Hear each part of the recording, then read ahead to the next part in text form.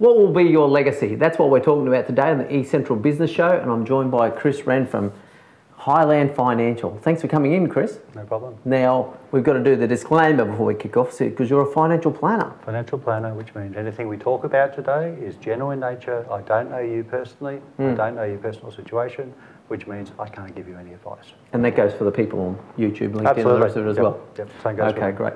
Now, let's jump in, because we're not necessarily talking about financial planning today. We've started talking about legacy. Now, why is legacy important?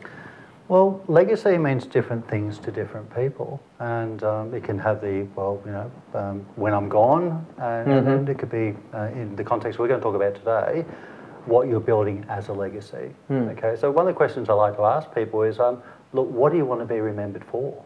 Yeah.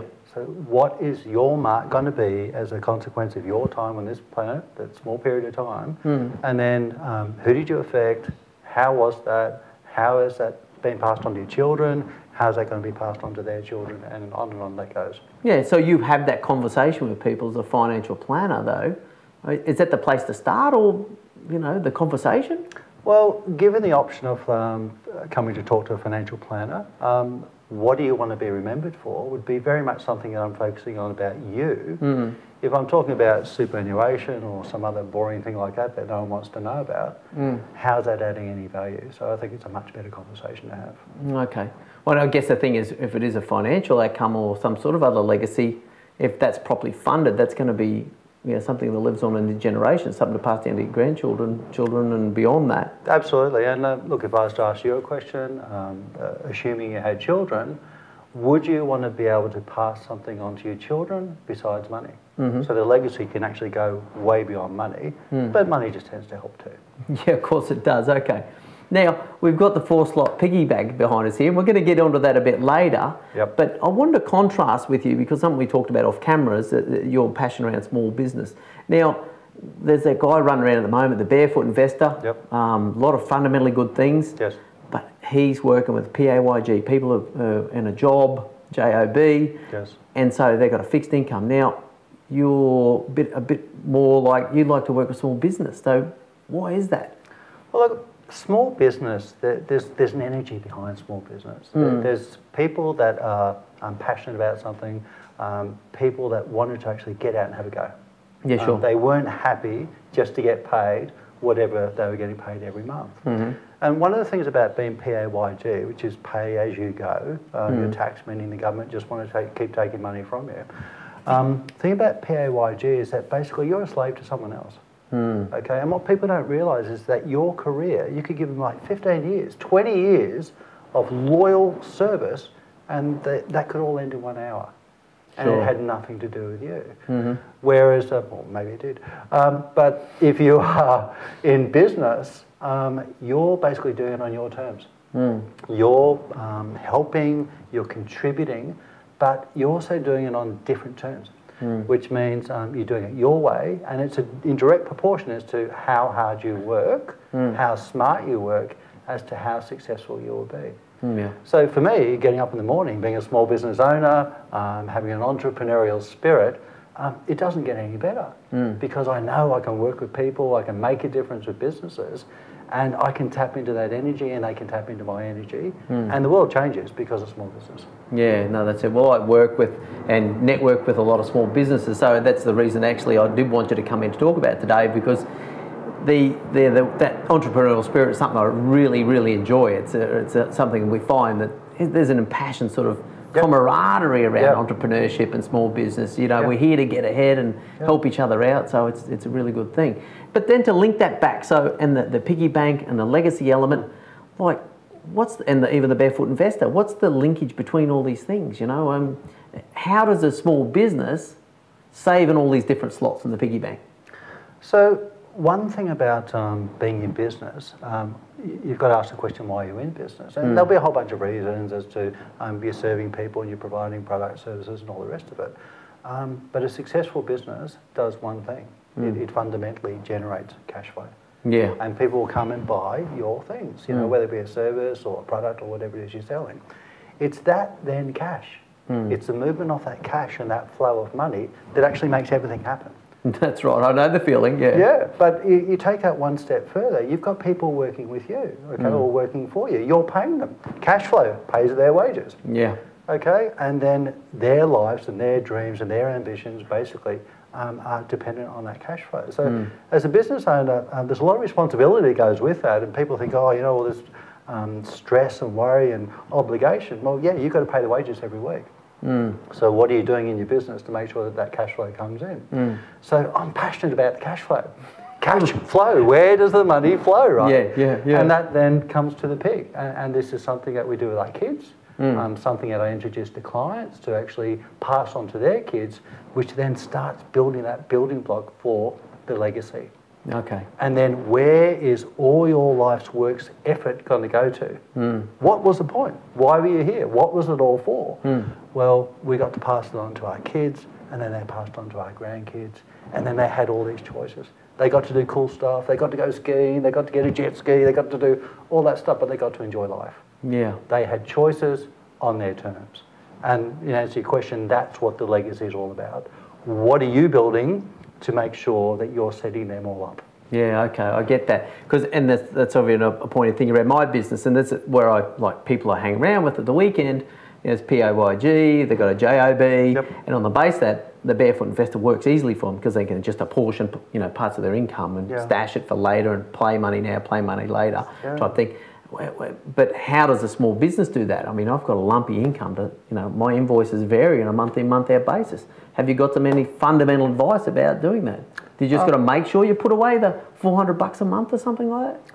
So there's a number of things around that. Okay, so firstly, you're saying job, PAYG. Okay, can I just interpret what job means? Just over broke.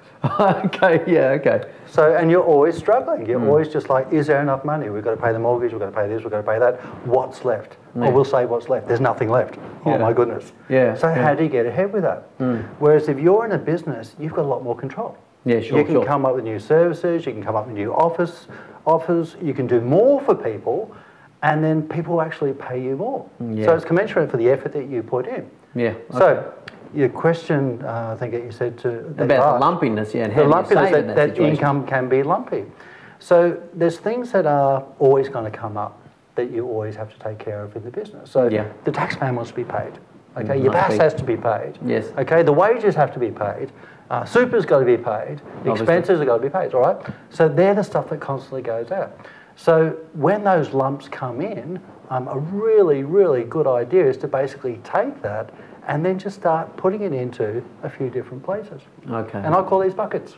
Yeah. Okay, so you have a GST bucket, you have a PAYG bucket, you have a super bucket. Yeah, okay. And then the money's then there when you need it. Okay. So then when it does get a bit quieter or when the turnover gets a bit leaner, the money's already in the bucket to pay when it needs to be paid. And that's cash flow management. Yeah. That's exactly what it is. Pretty simple when you spell it out like that, Chris. However, it is made to sound complex, and people make it sound complex. I'm not sure why they make it sound so complex. Maybe they're trying to sound important or something. Yeah.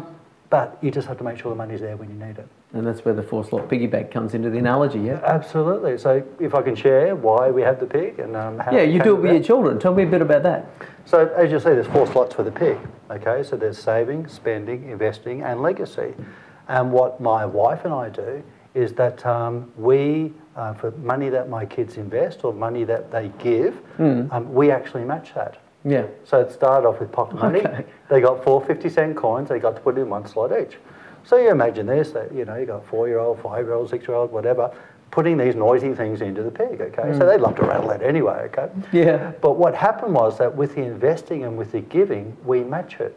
So what we're doing is we're rewarding good behaviour. Okay. And what you're doing here is that you're actually teaching your kids a fundamental investment understanding of asset allocation.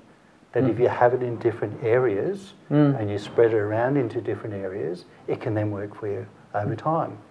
So for giving, what we do is once a year, we sit down with the kids, we work out how much is actually in their giving, and we've matched it, and then we make a decision as a family, what are we going to do with that money? Wow. And last year, we actually made the decision to sponsor a kid in Vietnam. Okay. Okay, a kid who couldn't afford to go to school, And wow. we actually had to give the kids a pay rise because with the giving matching that we're doing, it wasn't enough to sponsor them. But what was really cool about that was that we went to Vietnam in September last year, and we went to the orphanage where we sponsored the kid. Oh, you give me goosebumps, Chris.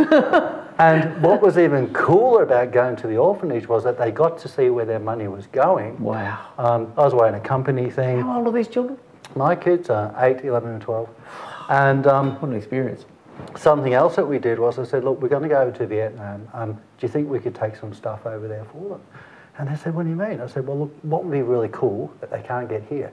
And look, we got a case and we just stuffed it full of all this stuff and drawing materials and soccer balls and sports stuff and all that. It was so damn heavy. And we went out to lunch with the company thing that we're doing, and we got on a bus, and I got on the bus with this case. And the guy said, are you leaving us already? I said, no. They said, well, why do you have the case? I said, it's complicated, don't worry. So we finished lunch, we took the case to the refuge and where these kids were, and we just said, look, can you show us around this facility? Now this is Vietnam, so you've got tall buildings, don't necessarily have lifts. And we sort of got to the third story, and we went into a room where these kids were learning English. And we walked in there with the kids, and they could see that our kids were bright-eyed, bushy-tailed. And I'm sort of looking, and they said, look, do you think you can help us? I said, with what? And they said, could you help the kids with some English? These Vietnamese kids speak English. So I could see a whiteboard there, and I said to my eldest, I said, mate, just go and grab a whiteboard marker and start drawing on the board. See if that helps.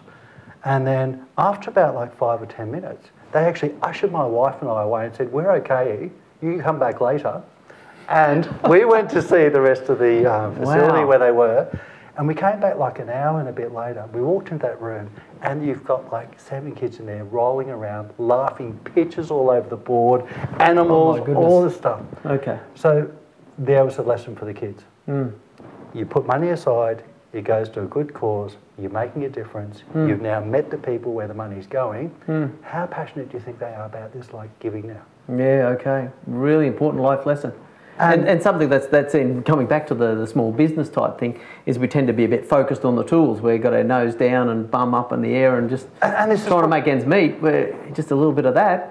That's it. And this is what happens. You start a business because you want to make a difference. You want to do it different, you want to have more choices. And then something happens. You get busy, you get stressed, you start worrying about all this stuff. And that passion is like a meter. It just sort of just starts fading, fading, fading, fading. And one of the reasons it fades is because you just start getting caught in it. You're right. Exactly what you were saying before. You're on the tools, you're doing the work. And one of the things that you have to, absolutely have to do, is you have to learn how to step away and just be able to look from the outside. Yeah, sure. And just say, look, what's happening here? What's working really well?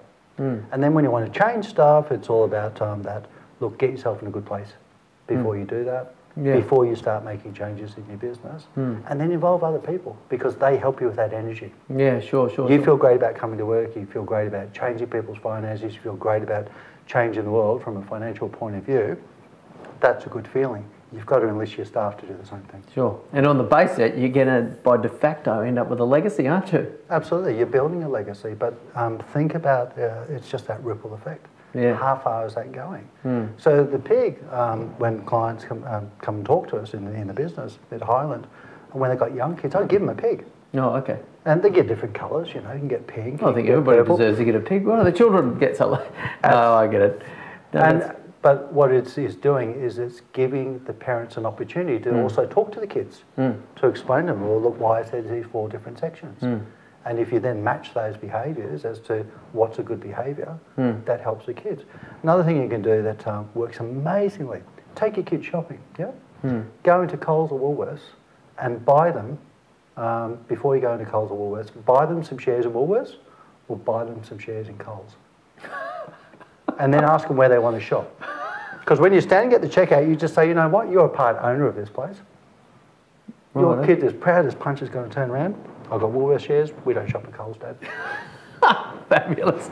Okay, well, anyway, let's wrap this thing up around the legacy question and for business. But so we've got some fundamental things we've talked about here today, you know, in terms of like dividing up what's coming in terms of income, make sure you're saving for the rainy days, is a really important thing. No, allocate to the buckets. Allocate to the buckets is your vernacular, great.